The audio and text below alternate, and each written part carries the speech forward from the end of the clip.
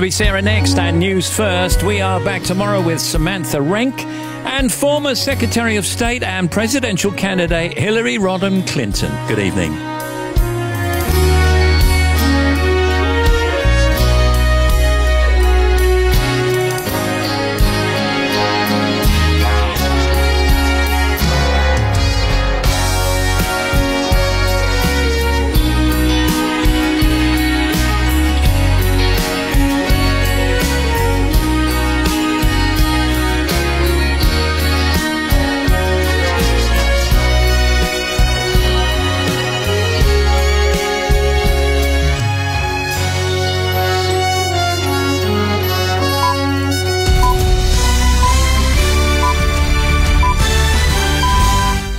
BBC News at 5 o'clock. This is Tom Howrigan. Rishi Sunak or Liz Truss will be the next Prime Minister. The government has given the go-ahead for a new nuclear power plant in Suffolk. And the Lionesses are preparing to take on Spain for a place in the semi-finals of Euro 2022. There are just 2 MPs left in the contest to replace Boris Johnson as Conservative leader and Prime Minister. Rishi Sunak and Liz Truss will be the candidates going forward to a final ballot of Conservative Party members. Thank you very much. The Trade Minister, Penny Mordaunt, was eliminated in the last round of voting by Tory MPs. She was just 8 votes behind the Foreign Secretary Liz Truss, who was in second place. The former Chancellor Rishi Sunak got the most support. A ballot of Conservative Party members will now take place, with the result due on the 5th of September. Our political correspondent Jonathan Blake says the 2 remaining candidates will spend the summer pushing their opposing economic policies. Rishi Sunak has said that the priority should be to bring down inflation, and whilst he wants to and aims to cut taxes further down the line, he says that doing that too soon would only make the problem worse for people now. Liz Truss, on the other hand, has pledged a whole raft of tax cuts, which she says would have the effect of stimulating growth, putting money back in people's pockets straight away and getting the economy going that way. Ms Truss has tweeted that she's ready to hit the ground running from day one, while Mr Sunak said he'd work day and night to deliver his message around the country.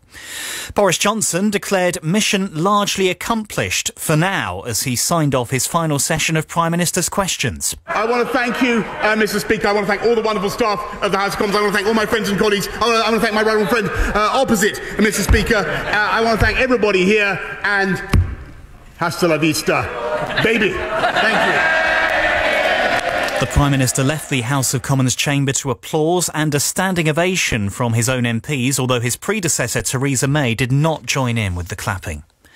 The director of the Passport Office has said that delays to applications will ease by the autumn.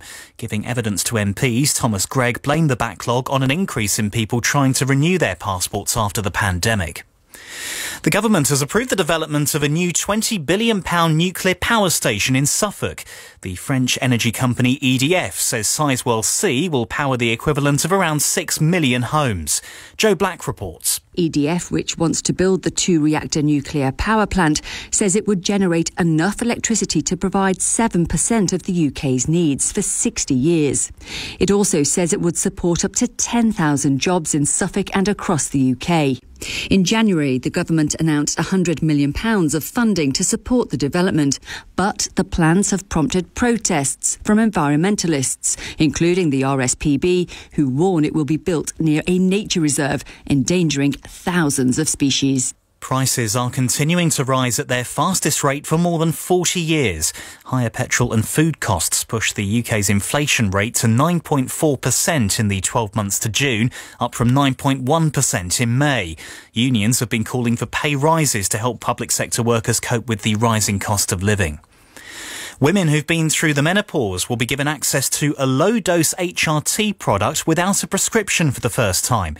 After carrying out a safety review, the UK medicines regulator said it would make one type of tablet which treats some symptoms available at pharmacies. Football, and England's women are preparing to take on Spain in the first quarter-final of Euro 2022 tonight. The Lionesses scored 14 goals and didn't concede a single one in the group stages. The Manchester United forward Alessia Russo got 3 of those after coming on as a substitute. Her former PE teacher Luke Anderson is very proud to see how well she's doing. We've all followed her progress since she left school, and to see her now playing for her country and scored 2 goals the other night and a goal in the other game. To get player of the match against Northern Ireland and Friday's match, it really doesn't get much better than that, does it? I mean, it's fantastic. Close friends and family have paid tribute to the cancer campaigner Dame Deborah James at a private funeral in Barnes in southwest London. The 40-year-old mother of 2 died last month after being diagnosed with bowel cancer in 2016. In her final weeks, she raised millions of pounds for charity and received a damehood from the Duke of Cambridge at her parents' home. In the city, the 100 share index closed down 32 points at 7,264. And the weather, showers persisting in parts of northern and eastern England tonight. Mostly dry elsewhere with clear spells. Should be fresher tonight too, with temperatures falling to 11 Celsius in Edinburgh, 12 in Belfast, 13 in Cardiff and 18 in London. BBC News, it's 5:05. Tom, thank you very much. Ladies and gentlemen, introducing to you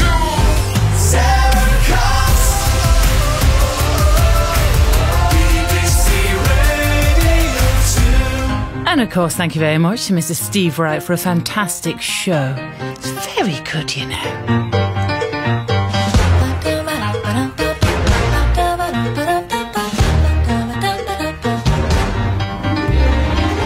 Ladies and gentlemen, boys and girls, and everyone in between, welcome along to your wondrous Wednesday tea time extravaganza. Let's frolic through the next 2 hours like a newborn lamb finding its legs for the very first time. Because, of course, we got music to go balmy to, from modern love to not being able to speak French adequately to that feeling when you just want to break free. All the issues tackled through the medium of music, so let's have it large till 7. And, of course, I'll toss in a couple of features, plus your bits on the text and Bob's your auntie's husband. As it is a Wednesday, there's Jukebox Jam, plus first and last a half hour. And let's hope there's aircon at the Sarahs. Plus I am the walrus and blood, sweat and fears. I'm excited. Fred's excited.